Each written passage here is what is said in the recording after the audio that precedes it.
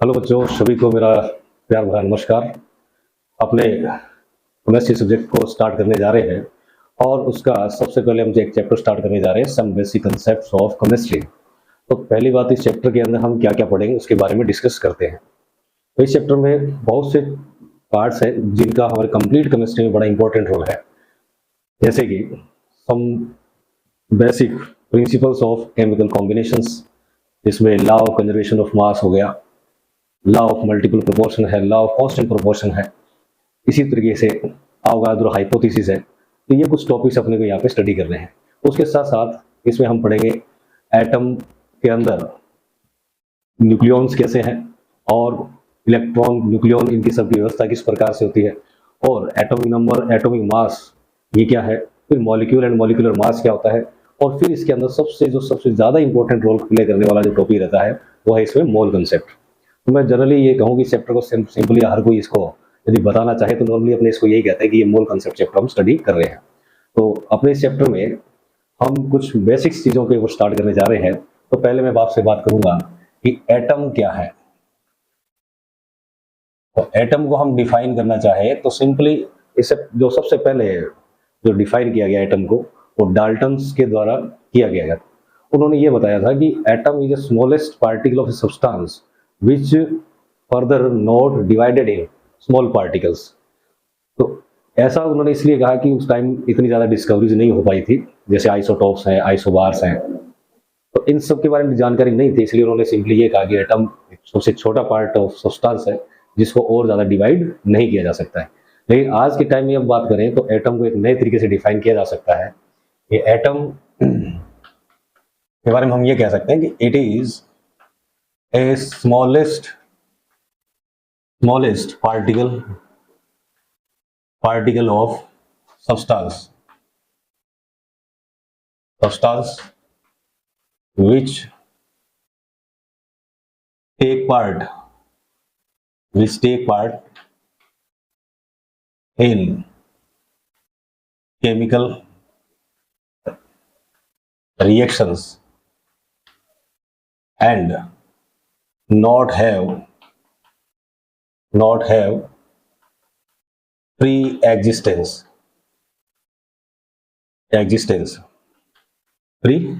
is called atom। अब अपने आगे बात करते हैं कि एटम को हम रिप्रेजेंट कैसे करते हैं। तो एटम को सिंपली आपने आज तक ऐसे पढ़ा है कि एटम के अंदर एक सेंटर में क्या होता है, न्यूक्लियस होता है, और उसके बाहर ये क्या है, सेल है। जिसे हम सेल या एनर्जी लेवल भी कह सकते हैं, और इसको स्टेशनरी स्टेट भी कह सकते हैं, भी बोल देते हैं। और इसके अंदर जो पार्ट प्रेजेंट है इसको हम क्या बोलेंगे, न्यूक्लियस। क्या बोलेंगे, न्यूक्लियस इसको बोलेंगे। तो न्यूक्लियस के अंदर जो पार्टिकल्स प्रेजेंट होते हैं उनको हम क्या बोलते हैं, न्यूक्लियॉन्स। क्या बोलेंगे, न्यूक्लियॉन्स कहेंगे। और इन न्यूक्लियॉन्स की बात करें तो ये न्यूक्लियस दो टाइप के हैं, एक तो है प्रोटॉन और सेकंड है न्यूट्रॉन। एक प्रोटॉन है, एक क्या है, न्यूट्रॉन। तो न्यूक्लियस में कौन कौन प्रेजेंट होते हैं, प्रोटॉन एंड न्यूट्रॉन। हालांकि प्रोटॉन न्यूट्रॉन के अलावा भी ऐसे कुछ पार्टिकल्स की डिस्कवरी हो चुकी है जो न्यूक्लियस के अंदर इन पार्टिकल के साथ में प्रेजेंट होते हैं। तो उनको हम आगे एटॉमिक स्ट्रक्चर जो चैप्टर स्टडी करेंगे उसके अंदर इसके बारे में और डिटेल में जानेंगे। लेकिन अभी हमें जो इस चैप्टर के लिए बेसिक के तौर पर जो चाहिए उसके बारे में हम स्टडी करने जा रहे हैं। तो एनर्जी लेवल या स्टेशनरी स्टेट या सेल में इनके अंदर क्या प्रेजेंट रहता है, इलेक्ट्रॉन। क्या रहता है, इलेक्ट्रॉन प्रेजेंट रहता है। तो इलेक्ट्रॉन यहाँ प्रेजेंट रहेगा, और न्यूक्लियस में प्रोटॉन और न्यूट्रॉन दोनों प्रेजेंट होते हैं। इनको कंबाइंड फॉर्म में हम इनको क्या बोलते हैं, न्यूक्लियॉन्स। तो ये बातें हुई। अब इसके बाद में नेक्स्ट जो इंपॉर्टेंट पार्ट है वो क्या है, एटॉमिक नंबर। तो एटॉमिक नंबर किसे कहेंगे। तो एटॉमिक नंबर को हम डिफाइन करना चाहे तो सिंपली इसको जेड से रिप्रेजेंट किया जाता है, और किसी एटम के न्यूक्लियस में प्रेजेंट नंबर ऑफ प्रोटॉन्स को ही हम क्या कहते हैं, उसका एटॉमिक नंबर। तो एटॉमिक नंबर को हम सिंपली ऐसे डिफाइन कर सकते हैं, number of protons present in nucleus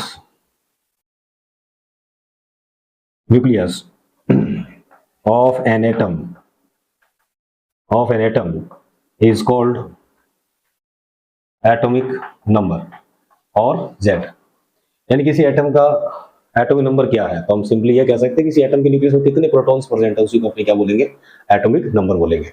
तो आप इतना आराम से समझ रहे होंगे कि एटॉमिक नंबर हमने किसको कहा है। हालांकि जब न्यूक्लियस की डिस्कवरी नहीं हुई थी उससे पहले हम एटॉमिक नंबर को कैसे डिफाइन करते थे, तो न्यूट्रल एटम के अंदर नंबर ऑफ इलेक्ट्रॉन कितना प्रेजेंट है वही उसका क्या माना जाता था, एटॉमिक नंबर। तो ऐसे यदि उसी फिनोमिना को यदि आज भी लागू रखते हैं तो क्या किसी एटॉमिक आयन का यदि मुझे एटॉमिक नंबर रिप्रेजेंट करना पड़ता तो वहां पे कैटायन और एनायन में एटॉमिक नंबर चेंज हो जाना चाहिए। जैसे कि फ्लोरीन एटम है, इसको यदि आपने एक इलेक्ट्रॉन दिया तो ये F नेगेटिव आयन में चेंज हो जाएगा। तो इसका मतलब यहाँ इसका एटॉमिक नंबर 9 है और जब इसने एक इलेक्ट्रॉन लिया है तो इसके पास में इलेक्ट्रॉन्स की क्वांटिटी देखी जाए तो 10 इलेक्ट्रॉन हो गए। इसका मतलब इसका Z क्या हो जाना चाहिए, 10 हो जाना चाहिए, लेकिन एक्चुअल में ऐसा नहीं होता है। इसी तरह से सोडियम के बारे में हम जानते हैं, सोडियम यदि एक इलेक्ट्रॉन को रिलीज कर दे तो उस केस में इसका एटॉमिक नंबर पहले 11 था, अब कितना हो गया, 10, यानी इलेक्ट्रॉन इसमें 10 हो गया, इसका मतलब इसका एटॉमिक नंबर भी क्या हो गया, 10 हो गया। लेकिन ऐसा एक्चुअल में होता नहीं है। तो इसीलिए हमने एक नया तरीका इसमें यूज किया जिसके अंदर ये पॉसिबिलिटी नहीं रहती कि आयन बने नहीं बने। हर केस में हम किसी एटम के बारे में क्या कह सकते हैं कि ये इस एटम का एटॉमिक नंबर है। तो हम सिंपली डिफाइन करते हैं कि number of protons present in nucleus of an atom is called atomic number. तो मैं उम्मीद करता हूँ आपको समझ में आया होगा। अब यहाँ से इसके बाद में हम आगे बात करते हैं atomic mass number. Atomic mass number, तो एटॉमिक मास नंबर क्या है, तो एटॉमिक मास नंबर को हम रिप्रेजेंट करते हैं कैपिटल ए से। किसे रिप्रेजेंट करते हैं, कैपिटल ए से रिप्रेजेंट करते हैं। तो एटॉमिक मास नंबर क्या है, तो इसको भी बड़ा सिंपली अपने डिफाइन कर सकते हैं, sum of nucleons, sum of nucleons, sum of nucleons, nucleons present in nucleus of an atom of element is called atomic mass number। यानी इसको अपने रिप्रेजेंट करना चाहे तो सिंपली इसको ऐसा हमने बोला कि sum of nucleons present in nucleus of an atom of element is called atomic mass number. तो अब एटॉमिक मास नंबर को जैसा कि डेफिनेशन में लिखा है हम इसको क्या कह सकते हैं, atomic mass number equals to proton plus neutron. यानी यहाँ पे जैसे हमने एक बार उसको भी हम स्टडी करेंगे, तो पहले थोड़ी सी बात इसमें एक बार और देख लेते हैं कि एटॉमिक नंबर जो है मैंने डिफाइन किससे किया, number of proton present in nucleus. तो इसका मतलब Z जो है वो किसके इक्वल आएगा, प्रोटॉन नंबर के इक्वल आएगा। और यदि मेरे पास न्यूट्रल एटम है, कैसा एटम है, न्यूट्रल एटम है, तो न्यूट्रल एटम के लिए Z equals to P equals to क्या होगा, E, मीन्स प्रोटॉन, इलेक्ट्रॉन और एटॉमिक नंबर तीनों क्या होते हैं, सेम होते हैं। बाकी अपने पास कैटायन एनायन कुछ है, एटॉमिक कैटायन या एनायन है, तो उसके लिए अपने ऐसा कह सकते हैं कि वहां पे नंबर ऑफ प्रोटॉन ही उसका क्या होगा, एटॉमिक नंबर होगा। तो यहाँ अपने हम पीछे इसलिए गए कि हमें यहाँ पे इसकी जरूरत पड़ने वाली है। तो किसी एलिमेंट का एटॉमिक मास नंबर आपको कैलकुलेट करना है तो हम कैसे कैलकुलेट करेंगे, तो उसके न्यूक्लियस में प्रेजेंट प्रोटॉन और न्यूट्रॉन, इन दोनों का हम क्या कर देंगे, सम, और सम करने के बाद जो भी वैल्यू आएगी उसका क्या हो जाएगा, एटॉमिक मास नंबर हो जाएगा। तो अब इसको आगे देखें, तो एटॉमिक मास नंबर के अंदर कुछ और भी चेंज हम कर सकते हैं कि atomic mass number equals to Z plus N भी तो मैं इसको लिख सकता हूँ। क्यों लिख सकता हूँ, क्योंकि Z is equal to proton, is equal to proton, ये हमने पहले पढ़ा है कि Z किसके इक्वल होता है, प्रोटॉन के इक्वल होता है। तो अब यहां से आपको ये क्लियर रहना चाहिए कि proton plus neutron equals to A means atomic mass number, और Z प्लस N भी क्या हो जाएगा, एटॉमिक मास नंबर। और ये फॉर्मूला काफी इंपॉर्टेंट भी है क्योंकि इससे हम काफी सारी कैलकुलेशंस कर पाते हैं। जैसे किसी एटम के अंदर आपको कोई सिंबल दिया जाएगा और उस सिंबल में आपसे ये पूछा जाएगा कि इसमें नंबर ऑफ इलेक्ट्रॉन कितने हैं, नंबर ऑफ प्रोटॉन कितने हैं, नंबर ऑफ न्यूट्रॉन कितने हैं, एटॉमिक मास नंबर कितना है, एटॉमिक नंबर क्या है, ये हर चीज उसके अंदर डिस्कस की जा सकती है। तो यहाँ ये फॉर्मूला अपने लिए काफी यूजफुल होने वाला है। जैसे अपने यहाँ से न्यूट्रॉन को फाइंड आउट करना चाहे तो आप A माइनस Z को यूज करेंगे तो number of neutron find out हो जाएंगे। यदि मेरे पास न्यूट्रल एटम है तो न्यूट्रल एटम के लिए न्यूट्रल एटम के लिए हम बात कर चुके हैं कि Z equals to proton equals to electron होता है। तो प्रोटॉन और इलेक्ट्रॉन दोनों क्या रहते हैं, सेम रहते हैं, किसके अंदर, न्यूट्रल एटम के अंदर। तो उसके हिसाब से यदि आपने यहाँ से Z पता कर लिया तो नॉर्मल सी बात उसमें इलेक्ट्रॉन भी पता होंगे। उसके अलावा उसमें न्यूट्रॉन को फाइंड आउट करना है तो A में से Z यानी एटॉमिक नंबर को माइनस कर देंगे या प्रोटॉन नंबर को माइनस कर देंगे तो आपके पास न्यूट्रॉन की क्वांटिटी कैलकुलेट होकर के आ जाएगी। जैसे मैं इसका एक सिंपल सा एग्जांपल दे देता हूँ आपको। जैसे अपने पास में एक एलिमेंट है, मान लो मैंने लिखा है सोडियम, तो सोडियम प्लस एटम लिखा है, प्लस आयन लिखा है मैंने, तो यहाँ पे दो चीजें साथ हो जाएगी। तो सोडियम आयन के अंदर इसका एटॉमिक नंबर कितना है बेटा, 11, और एटॉमिक मास कितना है, 23। एटॉमिक मास नंबर कितना है इसका, 23 है। तो यहाँ पे आपसे ये पूछा जाए कि इसका Z कितना है, उसके अलावा इलेक्ट्रॉन्स की क्वांटिटी कितनी है, उसके अलावा न्यूट्रॉन कितने हैं, उसके अलावा एटॉमिक मास नंबर कितना है, तो ये सब आप यहाँ पे कैलकुलेट कर सकते हो। इन सब को यदि कैलकुलेट करने के लिए कहा जाए तो आप इनको कैलकुलेट कर सकते हो। तो किस प्रकार से कैलकुलेट करेंगे, देखो आपके पास में ये फॉर्मूला है, यहाँ पे ये जो लिखा है वो क्या है, एटॉमिक नंबर है, एटॉमिक नंबर है, ये एटॉमिक मास नंबर है, ये एटॉमिक मास नंबर है, ये एटॉमिक नंबर है, ये यहाँ पे चार्ज है, ये इसका क्या है, चार्ज है, चार्ज है। और एक सिंपल सी बात और आपको पहले बता देता हूं कि ये मान लो कोई एलिमेंट है, इसके इस एंड पॉइंट पर यदि आप लिखेंगे तो यहाँ पे आप लिखेंगे हमेशा एटॉमिक नंबर। इस जगह क्या यूज करेंगे, एटॉमिक नंबर। इस कॉर्नर के ऊपर मोस्टली हम यूज करते हैं एटॉमिक मास नंबर, और इस कॉर्नर पे हम मोस्टली यूज करते हैं प्लस माइनस चार्ज, ठीक है, प्लस माइनस चार्ज। और यहाँ पे जनरली हम यूज करते हैं एटोमिसिटी, क्या, एटोमिसिटी यहाँ पे यूज करते हैं। तो ये किसी एटम के जो मेनली हम टर्म्स यूज करते हैं किसी एटम या आयन को रिप्रेजेंट करने के लिए, तो मोस्टली इस तरह से हम किसी एटम या आयन को रिप्रेजेंट करते हैं। तो यहाँ पे आप सोडियम के लिए Z को बताना चाहें तो Z ही इसका क्या, प्रोटॉन नंबर है, तो ये कितना, 11 है। इसी को ही अपने क्या कह सकते हैं कि Z इक्वल टू कितना है, 11 है, और यही क्या हो जाएगा बड़ा, इसमें प्रोटॉन हो जाएंगे। उसके बाद में ये है सोडियम आयन, तो इसके पास में एक इलेक्ट्रॉन कम है। तो नॉर्मल सी बात है कि यहाँ पे यदि आपसे पूछा जाए कि इलेक्ट्रॉन नंबर कितना है तो आप बोलेंगे 10, because it is a cation. So यहाँ से अब आपने से पूछा जाए न्यूट्रॉन तो A माइनस जेड, तो A कितना है बेटा यहाँ पे 23 है, माइनस Z कितना है 11। तो अब आप यहाँ पे न्यूट्रॉन को फाइंड आउट करेंगे तो कितना आ जाएगा, कितना आ जाएगा भाई, 12। तो इस एटम, इस आयन के पास में न्यूट्रॉन कितने हैं, 12 है, इलेक्ट्रॉन कितने हैं, 10 है, प्रोटॉन कितने हैं, 11 है, एटॉमिक मास, एटॉमिक नंबर कितना है, 11 है, और एटॉमिक मास नंबर की बात करें तो वो कितना है, 23 है। तो ये किसी एटम को रिप्रेजेंट करने के तरीके, और इस फॉर्मूले का हमारे लिए क्या यूज होने वाला है वो हमने यहाँ पे डिस्कस किया है। अब इसके बाद में हम डिस्कस करते हैं रिलेटिव एटॉमिक मास। तो रिलेटिव एटॉमिक मास क्या है उसको हम आगे डिस्कस करते हैं, तो कॉपी कर लीजिए और आगे अपने नेक्स्ट टॉपिक देखते हैं। हाँ तो बच्चों अपने स्टार्ट करते हैं रिलेटिव एटॉमिक मास।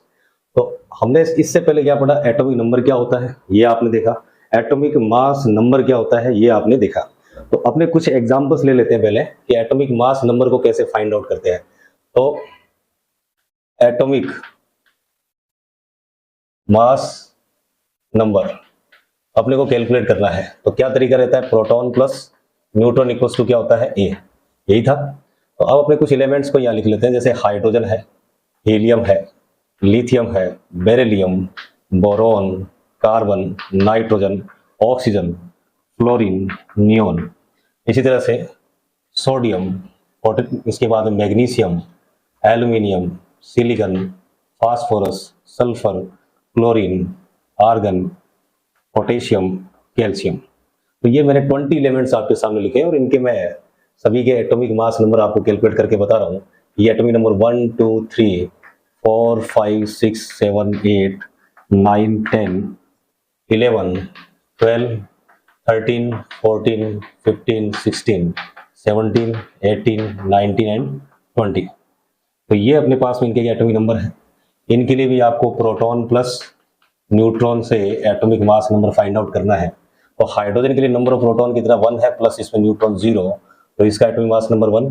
हीलियम के लिए 2 + 2 इक्वल्स टू कितना 4, लिथियम के लिए 3 + 4 इक्वल्स टू कितना आ जाएगा 7, बेरिलियम के लिए 4 + 5 इक्वल्स टू हो जाएगा 9, बोरॉन के लिए 5 + 6 कितना हो जाएगा 11, और कार्बन के लिए 6 + 6 ये भी कितना हो जाएगा 12, और नाइट्रोजन के लिए 7 + 7 कितना हो जाएगा 14, ऑक्सीजन के लिए 8 + 8 इक्वल्स टू 16, फ्लोरीन के लिए 9 + 10 टोटल हो गया 19, और नियोन के लिए 10 + 10 इक्वल टू कितना हो गया है 20।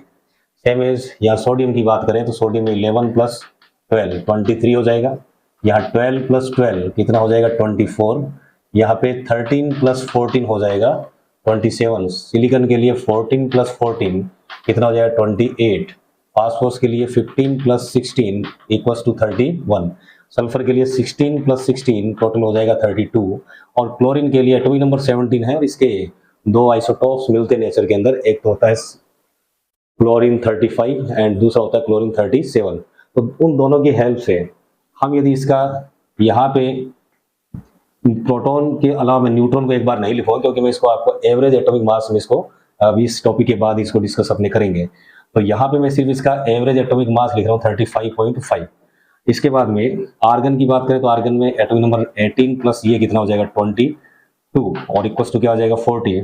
पोटेशियम के पास में 19 + 20 इक्वल टू 39, और कैल्शियम के अंदर 20 + 20 इक्वल टू क्या हो गया 40।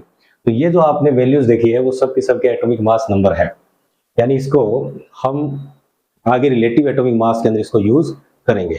तो रिलेटिव एटॉमिक मास को हम पहले डिस्कस कर लेते हैं, डेफिनेशन उसकी जान लेते हैं, और फिर उससे रिलेटेड कोई फॉर्मूला बनेगा वो फॉर्मूला भी हम देख लेते हैं, उसके बाद हम इससे आगे बढ़ेंगे।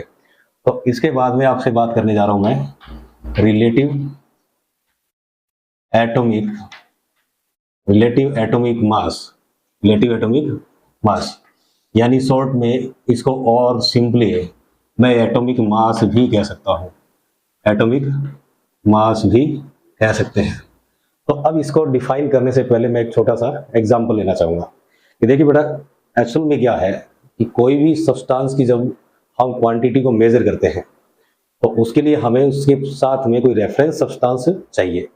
जैसे एक सिंपल सी बात करूं कि हम जब कभी मार्केट में जाते हैं, किसी सब्जी वाले के पास में भी जा सकते हैं, राशन की दुकान पर भी जा सकते हैं, उससे हम ये कहते हैं कि भाई साहब अपने को ये सामान चाहिए, जैसे मान लो आपने 1 किलो चीनी मांगी, तो आपने जब उसको कहा कि मुझे 1 किलो की चीनी या 2 किलो चीनी आपने उसके लिए बोला है, तो आपने एक सिंपल बैलेंस मशीन देखी होगी, जो ओल्ड जमाने की कह सकता हूँ, क्योंकि आजकल तो डिजिटल का जमाना है।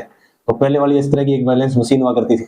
उस बैलेंस मशीन के ऊपर आप देखते हैं कि यहाँ पे एक बाट लिखा रखा होता था, और यहाँ पे मान लेते हैं कोई कटोरा वगैरह या बर्तन है, और इसके अंदर आपने क्या कहा कि मुझे 2 किलो या 1 किलो चीनी चाहिए। तो आप क्या देखते हैं कि इसमें इधर कुछ मटेरियल भरा इसने, और इस साइड में उसकी एवज में यहाँ पे कुछ बाट रखे, और उन बाट के वजन के साथ में बैलेंस किया और आपको दे दिया कि ये आपका मटेरियल है, आपने जो सब्सटेंस मुझसे मांगा था उसका वेट मैंने आपको करके दे दिया है। दुकानदार आपको ये काम करके दे देता है। तो आप क्या देखते हैं वहां पे जो बाट पर लिखा होता है कि 1 kg है या 2 kg है, उसके रिस्पेक्ट में आप क्या करते हैं कुछ सब्सटेंस का बैलेंस करवा करके लेके आते हैं। तो इसका मतलब जो चीनी है वो 1 kg है या 2 kg, हमने किस पर डिसाइड किया? हमने उस 1 किलो के बाट को देख करके, 2 किलो के बाट को देख करके हमने डिसाइड किया कि ये एक तरीके से इस बाट के बराबर है, इसका मतलब ये 1 किलो है। अब मान लो यहाँ पे 1 किलो चीनी की बजाय मैंने 20 किलो चीनी रखा, और दुकानदार के पास सिर्फ 1 किलो के बाट ही है, 1 किलो के ही बाट है। तो अब उसको 20 केजी चीनी तोलनी हो तो वो वहां पे क्या करेगा, वो एक एक करके उसके ऊपर नंबर ऑफ बाट को क्या करता जाएगा, अरेंज करता जाएगा, और जैसे ही 20 केजी चीनी अपने पास है उसके बराबर 20 बाट को रखेगा, तो दोनों का बैलेंस यानी वेट क्या हो जाएगा, बैलेंस हो जाएगा। तो जैसे ही वेट बैलेंस होगा तो आपको ये क्लियर हो जाएगा कि ये 20 केजी है। तो आपने ये देखा कि जो 20 केजी चीनी है वो असल में 1 केजी का जो वाट है उसके रिस्पेक्ट में वो 20 टाइम ज्यादा हेवियर है। 20 टाइम ज्यादा क्या है, हेवियर है। तो उसी तरह से यहाँ पे भी हमें जब किसी एलिमेंट का रिलेटिव एटॉमिक मास या एटॉमिक मास डिफाइन करना हो तो हमें यहाँ पे भी एक रिस्पेक्टिव एलिमेंट की रिक्वायरमेंट होती है। जैसे यहाँ पे रिस्पेक्टिव एलिमेंट के रूप में सबसे पहले किसको लिया गया, हाइड्रोजन एटम को। तो इसके लिए इसकी डेफिनेशन क्या दी कि एटॉमिक मास, या ऐसे सिंपली ऐसे कहूं कि atom of any element which how much time heavier than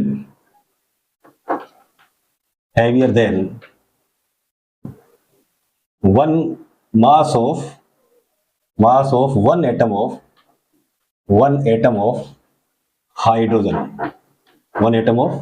hydrogen, तो हाइड्रोजन के 1 एटम से हाइड्रोजन के वन एटम से कितना टाइम ज्यादा हेवियर है, वही उसका क्या हो जाएगा, एटॉमिक मास हो जाएगा।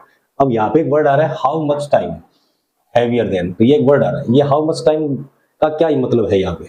तो ये यहाँ पे जो मैंने आपको एटॉमिक मास नंबर जो वैल्यू फाइंड आउट करके बताई, यही वैल्यू क्या है, वो हाउ मच टाइम यानी कितने टाइम ज्यादा हेवियर है, तो वही नंबर है, उसी से हम हाइड्रोजन के एक एटम के मास के साथ मल्टीप्लाई करेंगे और उसी से हमें पता चलेगा कि एक एटम, किसी अदर एलिमेंट का एक एटम हाइड्रोजन के रिस्पेक्ट में कितने ज्यादा टाइम क्या है, हेवियर है। और जितने टाइम ज्यादा हेवियर होगा वो उस एलिमेंट का क्या हो जाएगा, atomic mass.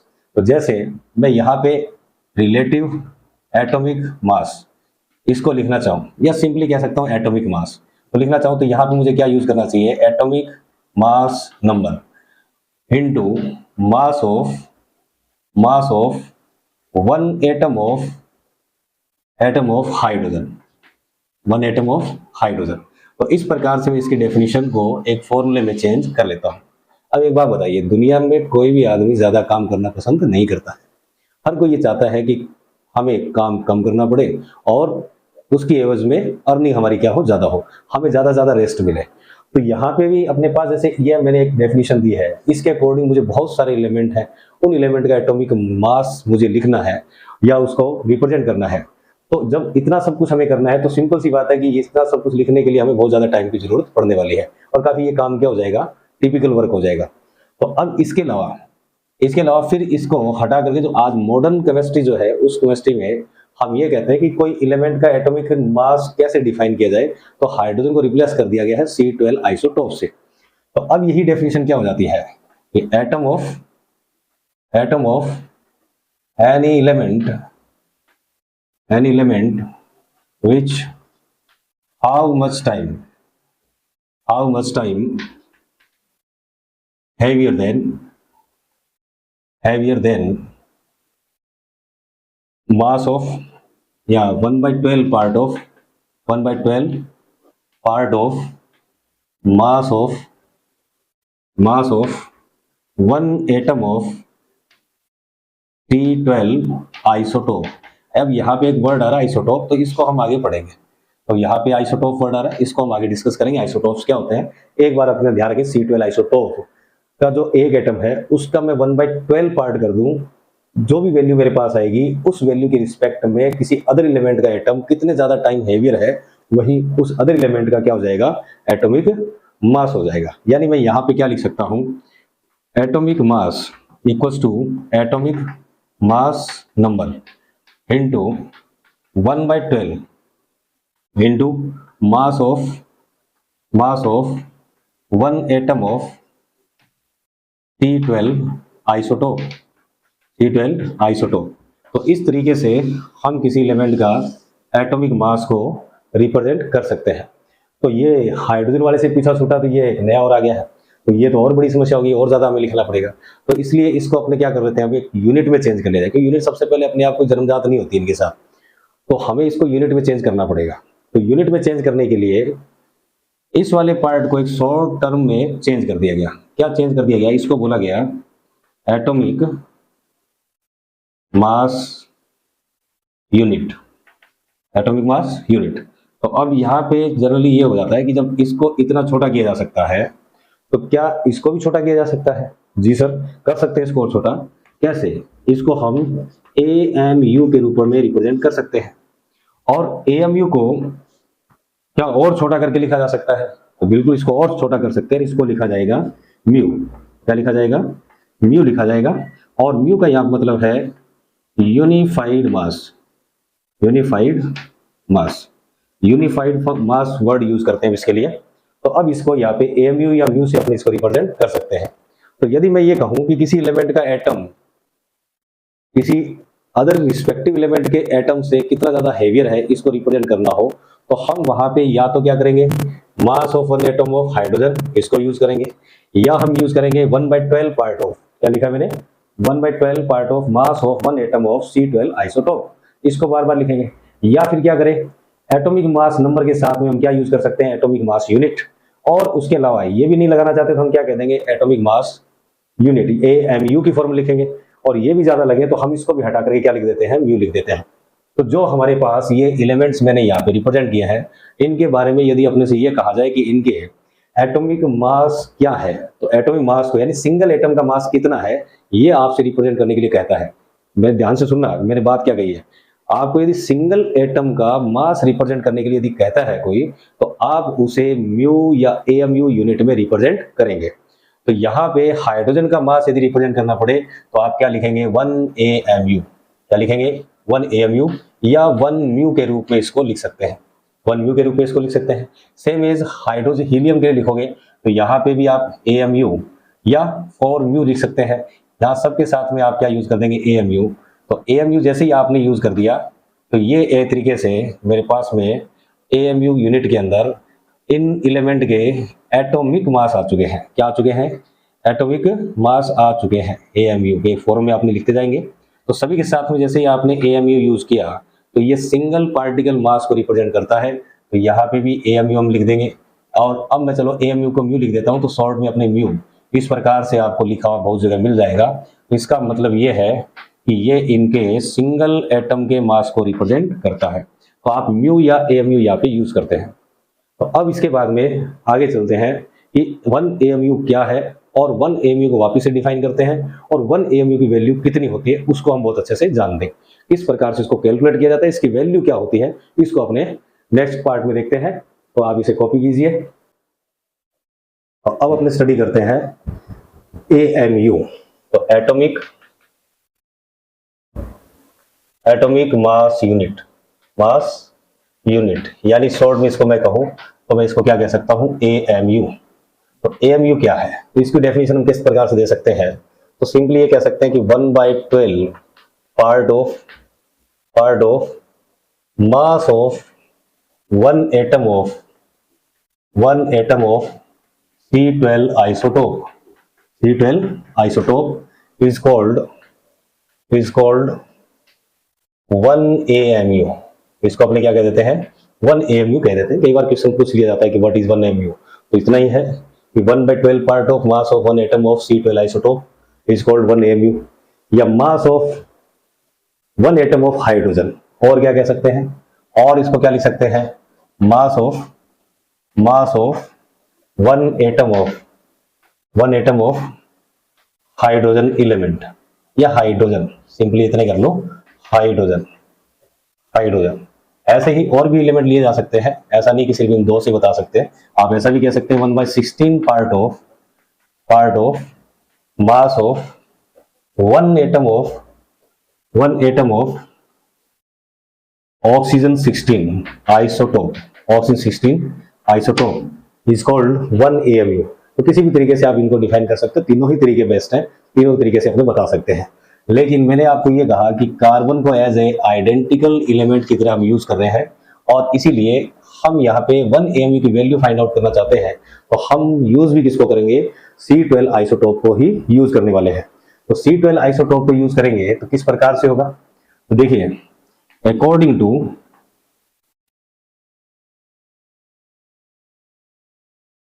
To mass spectroscopy mass of one atom of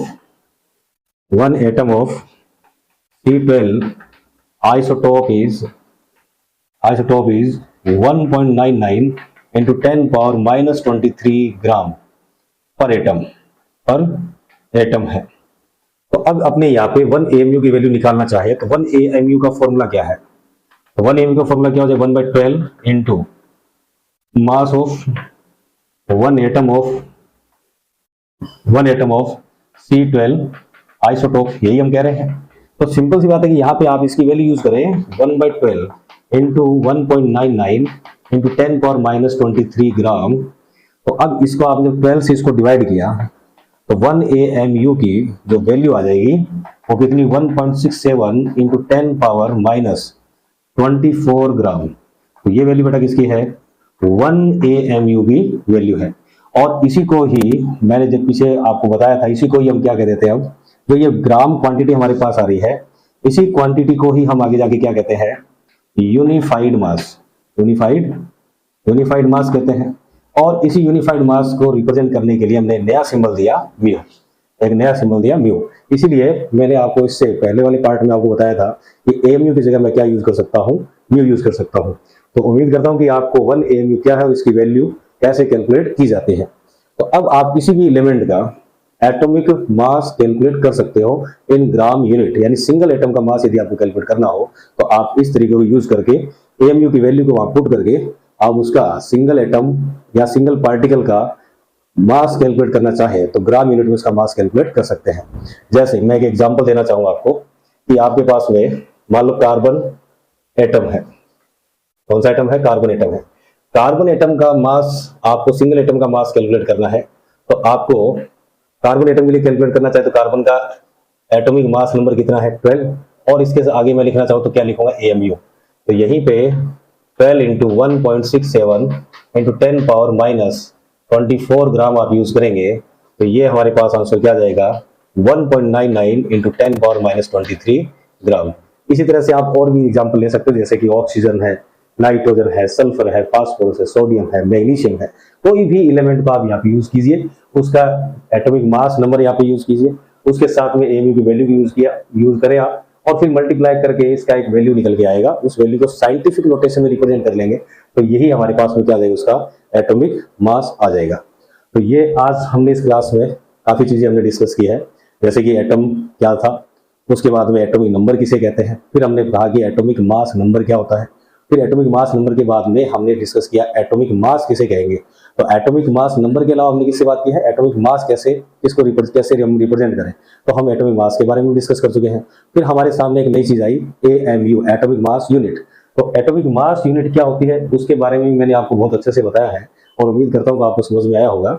और इससे हमने 1 एएमयू की वैल्यू को भी कैलकुलेट कर लिया है और उसी वैल्यू को ही हमने आगे क्या कहा? यूनिफाइड मास। अब इस यूनिफाइड मास को ही हम यूज करके किसी भी एलिमेंट के सिंगल एटम का मास कैलकुलेट कर सकते हैं। और उसके जहां भी हमने एएमयू म्यू यूज किया था, मैंने 20 एलिमेंट यहाँ पे लिखे थे आपके सामने, उन सभी एलिमेंट के आप यदि एटॉमिक मास कैलकुलेट करना चाहते हो तो आप क्या करोगे? वहां पे 1 एएमयू की वैल्यू को वहां पुट कर दीजिए और कैलकुलेट करके आप फाइंड आउट करेंगे तो आपके पास में हर एलिमेंट का उनका एटॉमिक रियल एटॉमिक मास यानी 1 एटम का मास आप कैलकुलेट कर पाएंगे। तो आज की क्लास के लिए थैंक यू, धन्यवाद। और आगे अपने नेक्स्ट क्लास में मिलते हैं नए टॉपिक के साथ में। तब तो बने रहिए और हमारे चैनल को लाइक और सब्सक्राइब करते रहिए। आपका बहुत बहुत धन्यवाद। Thank you.